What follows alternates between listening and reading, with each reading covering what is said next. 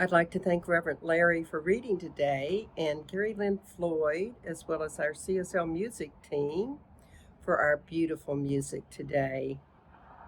Today, we're so fortunate to have a beautiful message on healing by Reverend Larry King, as he calls himself the other Larry. In any event, he is a gifted speaker and has a heart that shows up profoundly as he speaks. I know you're going to love his message, but before I turn it over to him, here's your question for the week.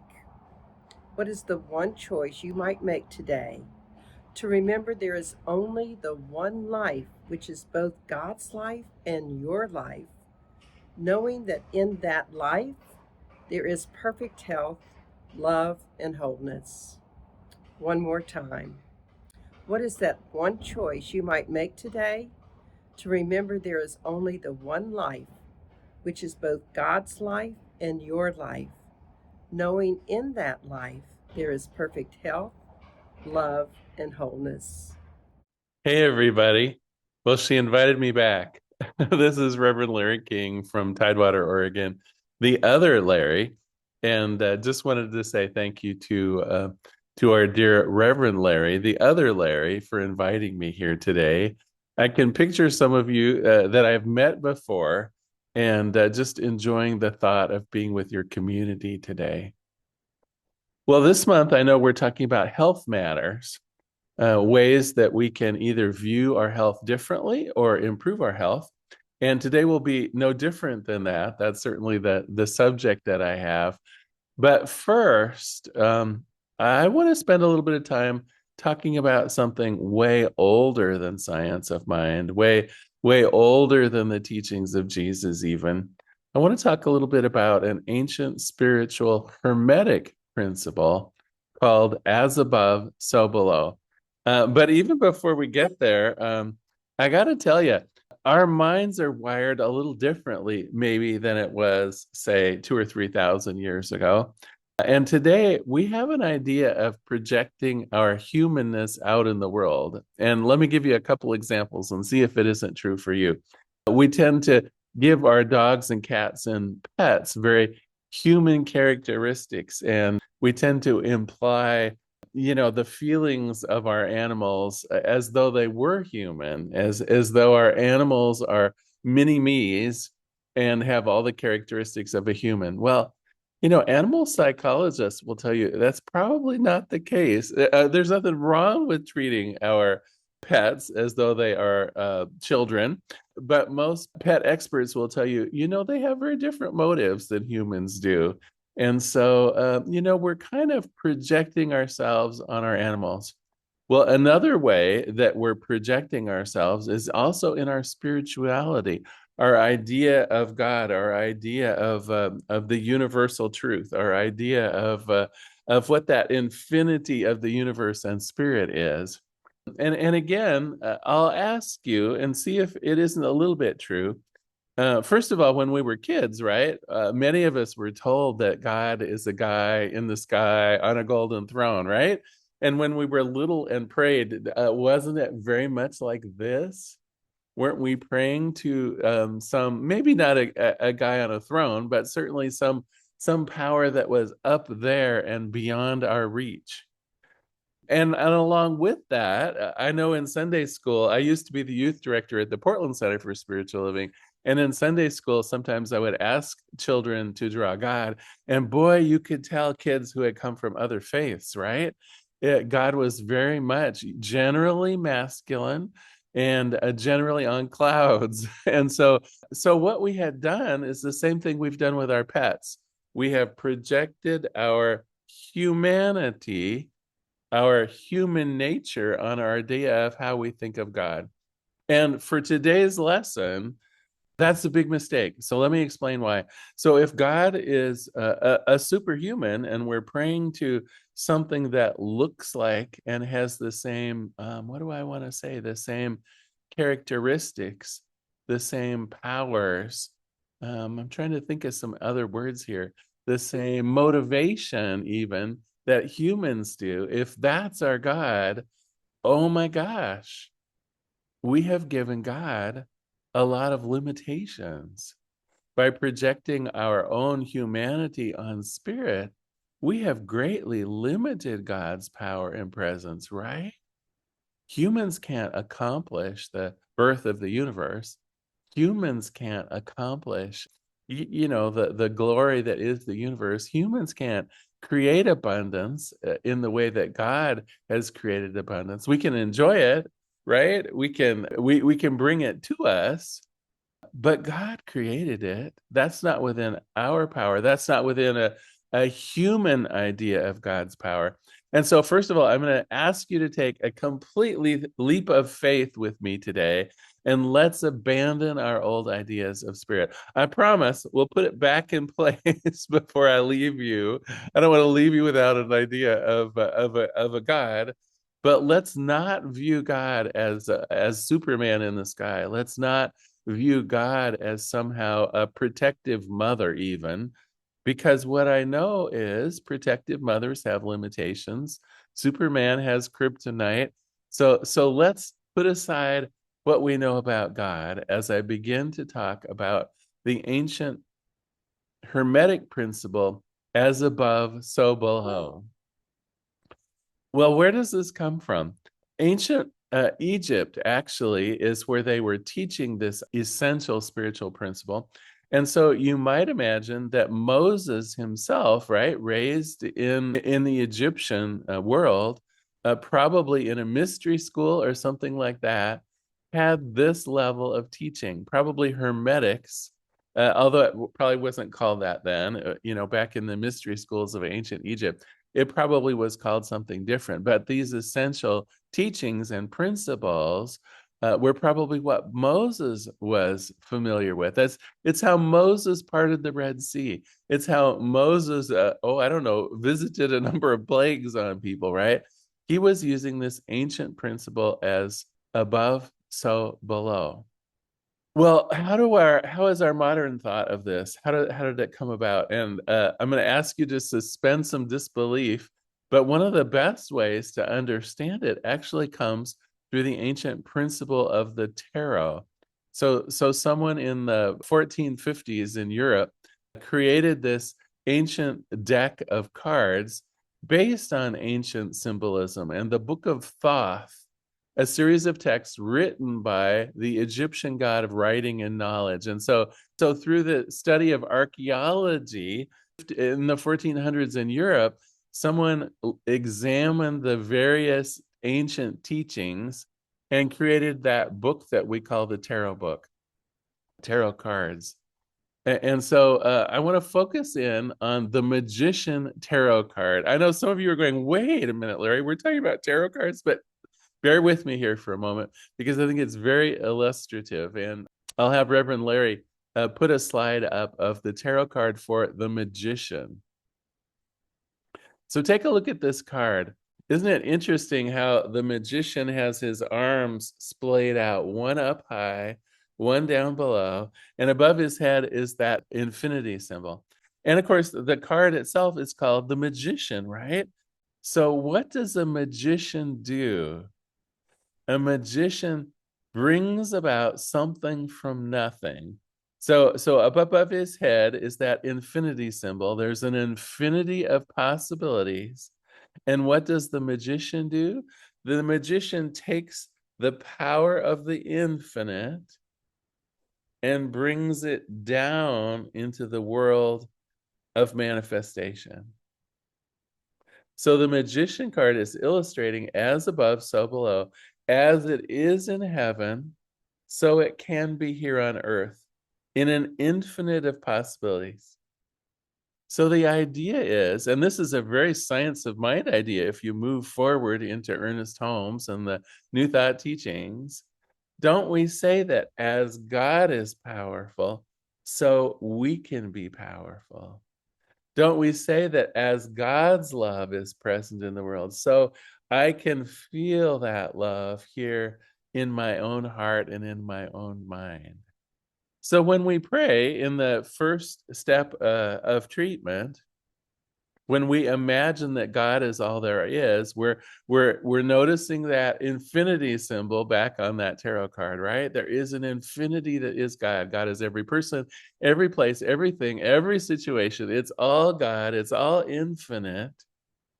And then we recognize in the third step of treatment that what God has, we can have too. That as it is true for God, so it can be true for me. So that is the infinite spiritual principle called as above, so below, illustrated by a tarot card. I know some of you are going, oh, we're not bringing tarot into this, and I'm not really. I'm just using that because those symbols were taken from ancient Egypt in a way that's easy to visualize. All right, now let's move into this idea of healing. So obviously, we want to improve our health and the health of the people around us, right? We're here as, in a sense, health workers, or at least metaphysicians. And that physician part of our metaphysics is that we want to improve things. We want to improve our health. We want to improve the health of the people around us. And I'm here to tell you that you can harness that Hermetic teaching as above, so below, to make a profound difference in your own health. Okay, I have a question for you. Do you think that God is unhealthy? Now, put aside our notion of God as a guy in the sky on a throne or as Mother Earth or something like that. Let's put that aside for now. If we're saying that God is all powerful, if we're saying that God is all wise, if we're saying that God is always present, uh, how can God be unhealthy? The infinity that is the universe is God. Is it not healthy? Now, there may be bits of the universe right here on Earth as we approach a political divide in our country. We might say, well, that's not very healthy. But in its infinity, God is healthy. We have perhaps chosen to make things a little crazy on earth here right now, but that's our choice. God gives us free will. And without us, is not God perfect? Is not the night sky beautiful and perfect? Is not the ordering of the elements that create matter here on earth, is it not perfect and beautiful? Is the seashore not luscious and sweet? Is the rainforest not verdant and beautiful? Is not nature perfect? And so we begin formulating that perfection in our mind of what God really is, right? That first step of treatment.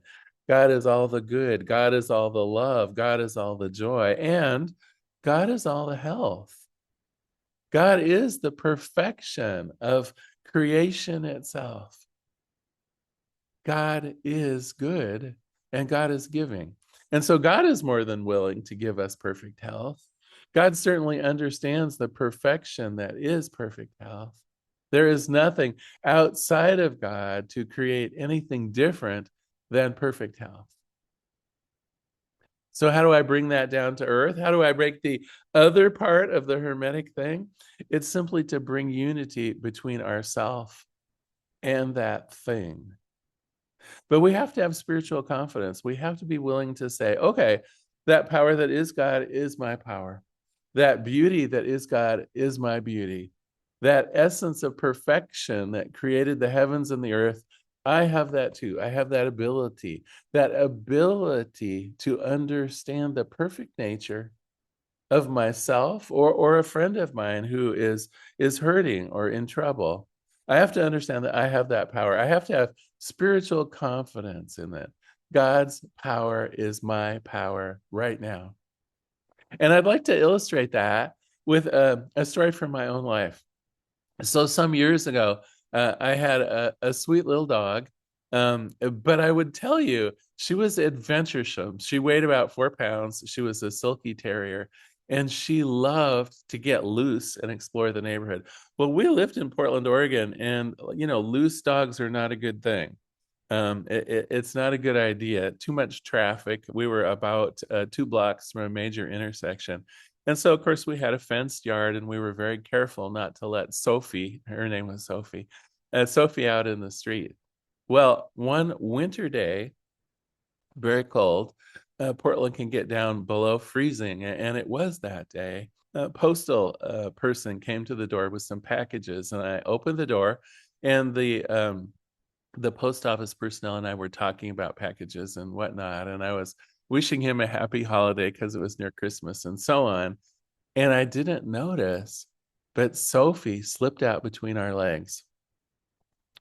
And so I closed the door and carried on for a bit. And then I sort of noticed her absence. You know how you can notice your pet when they're not to be noticed? I don't know if I'm saying that right. But so I looked all over the house. And then I remembered the door being open. And I thought, oh my God. And so I went out on the porch and called her. But when she's in an adventuresome mood, right? You call her and she'll just kind of look over her shoulder as if to say, "Yeah, I know what you want, but I want to play outside."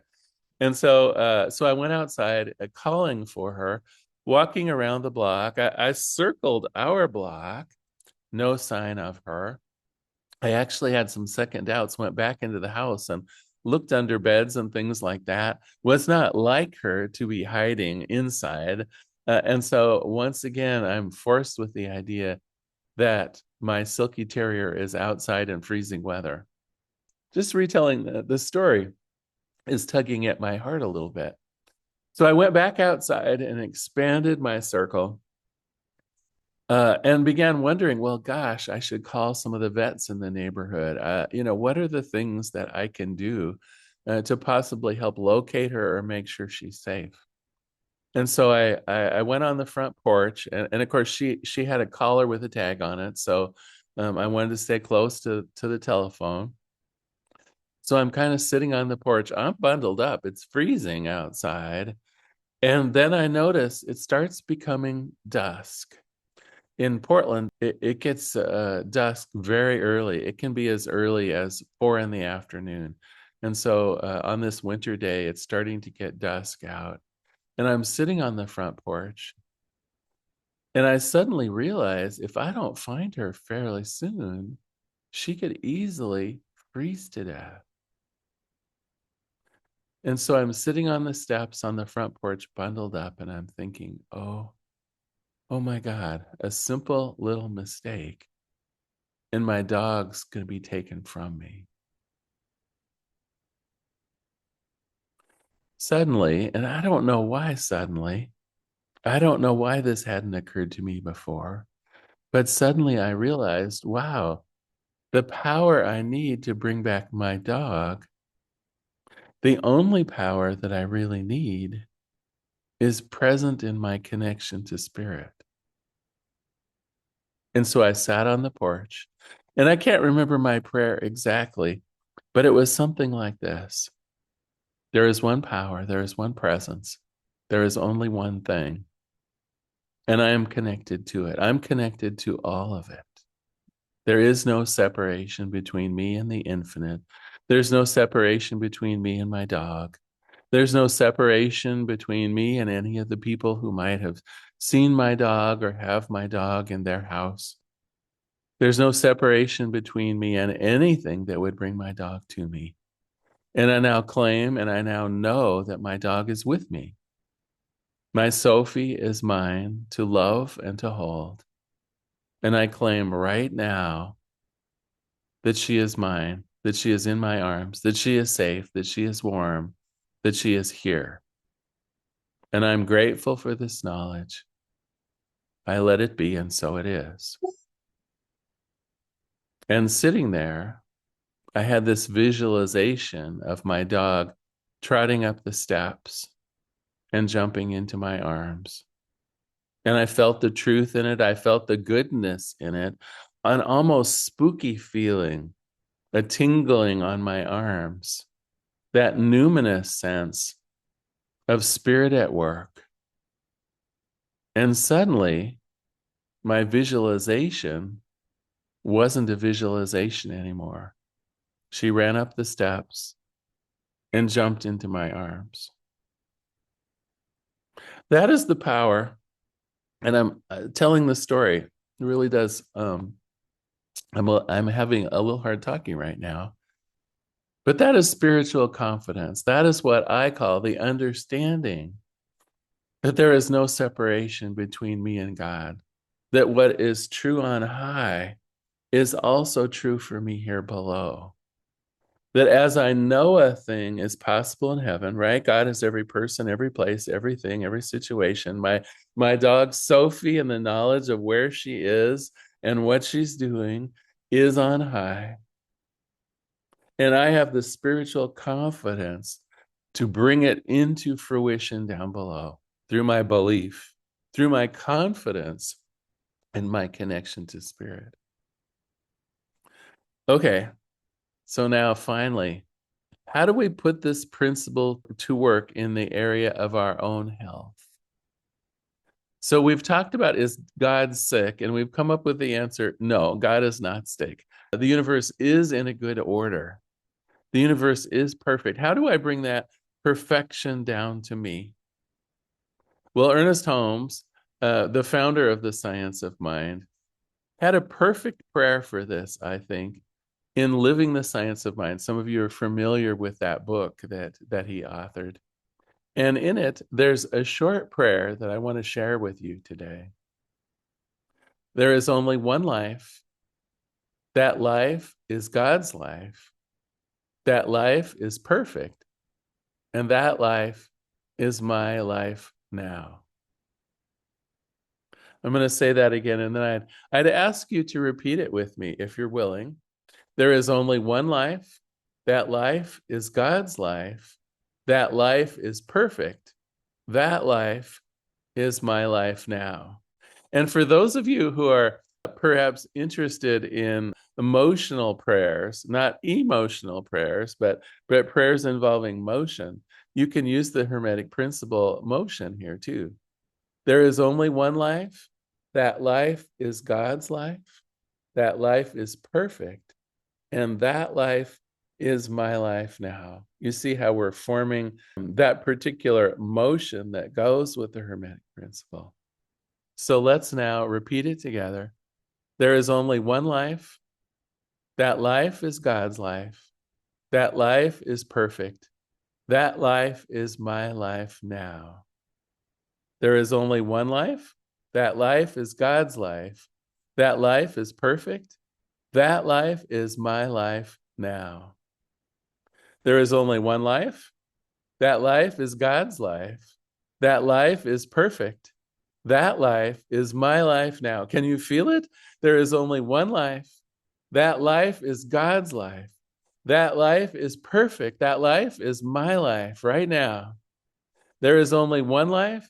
That life is God's life. That life is perfect. And that life is my life right now, right here. So blessed. So I want to close today with another sort of prayer. I'm going to include everyone in this wonderful congregation, everyone within the hearing of my voice, either live now or in the future via recording. I want to include everyone in a prayer for great health. So let us pray. There is only one life. That life is wholesome. There is an infinity of good, including good health. God is perfect. That life is God's life, and that life is perfect.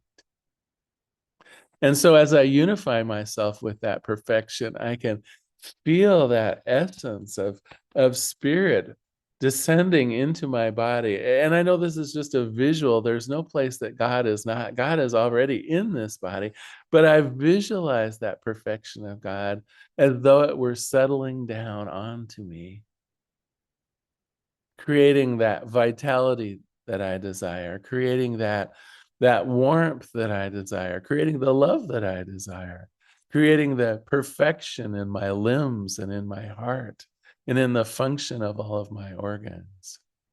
I recognize that this unity is here for me.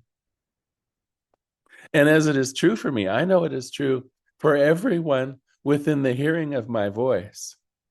There is only perfection present. There is only God's life that is perfect to be shared with all of you. And so recognize with me that each and every one of us has that perfection of God flowing through us, that healing energy that creates a wholeness of our minds, our bodies, and our spirits. It is for us. And with spiritual confidence, I claim that anything that is less than perfect is healed right now. That anything that is not needed or wanted in our body is released right now. That anything that seems like pain or something that is unwholesome in our body, whether it is a tumor or whether it is an ingrown hair, it doesn't matter the size of it or our human perception of it. Anything unwholesome in our body simply fades into the nothingness from which it came. That is the truth of God. That is the truth of my connection with Spirit. All that is good is present. There is only one life. That life is God's life. That life is perfect. That perfection is the life that we're all living now. And I'm so very grateful for this. Grateful in the realization that there is only God, there is only good, there is only perfection, and there is only health.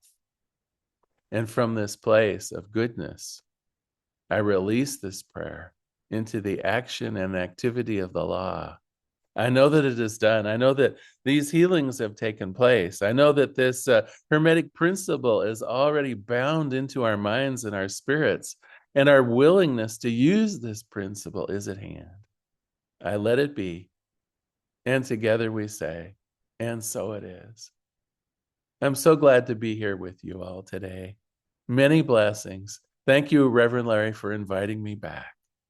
All is well. Goodbye for now.